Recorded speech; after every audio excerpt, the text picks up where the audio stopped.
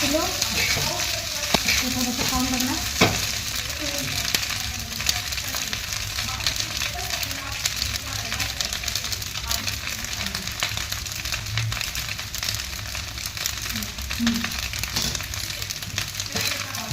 तिखट घालायला लागत नाही.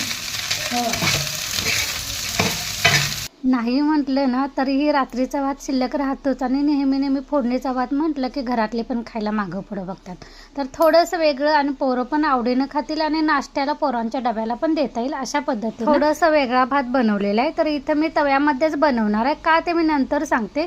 तेल टाकलं, जिरा टाकला, त्यानंतर बारीक चिरलेला कांदा टाकला, थोडीशी आलं लसणाची पेस्ट टाकली, हिरव्या मिरच्यांचे एका मिरचीचे 2 तुकडे असे टाकून दिले. कांदा भाजून घेतला, त्यानंतर लाल तिखट, मीठ आणि तुम्हाला जो मसाला आवडतो तो टाकायचा. मी इथं गरम मसाला, पनीर मसाला आणि खिचडी मसाला हा टाकलेला आहे. तुम्हाला जो आवडतो तो टाका.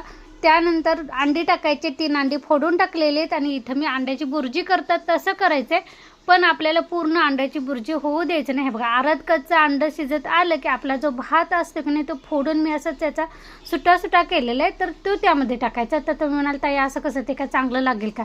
पण एकदा बनवून बघा आणि पोरांना खाऊ घाला. बघा, इतकं वेगळं वाटते आणि काहीतरी वेगळं त्यांना समजतच नाही की आपण फोडणीचा भात परतलेला आहे.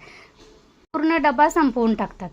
तर इथं मी रात्रीचा भात टाकल्यानंतर गॅस मोठाच करायचा आणि मोठ्या गॅसवरच हे सगळं परतून घ्यायचं. मोठ्या गॅसवर का परतायचं? कारण मला हा भात अजिबात गीर होऊ द्यायचा नाही. जर तुमचा भात हा गीर झाला आता फोडणीला देताना तर अजिबात खायला होत नाही, कोणीच खाणार नाही, आपल्याला सुद्धा तोंडात घालू वाटणार नाही. त्यामुळे ही एक टिप्स कधी लक्षात ठेवायची. गॅस मोठा करायचा आणि गॅस मोठ्यावरच कधी हे परतत राहायचं. आणि तवा ह्यासाठीच ठेवलेला आहे कारण पसरत तव्यामध्ये आपल्याला चांगलं परतता येईल ह्यासाठी. कारण साहित्य एक वेळ कमी जास्त झालं तरी चालते, पण करायची पद्धत चुकली नाही पाहिजे. बघा, भात अगदी फळफळीत आपला झालेला आहे. म्हणून हे पसरत तव्यामध्ये टाकायचं आणि मोठ्या गॅसवर ठेवायचं. 2-4 मिनिट परतल्यानंतर वरून कोथिंबीर टाकायचं. बघा, एकदा बनवून नक्की आवडेल तुम्हाला.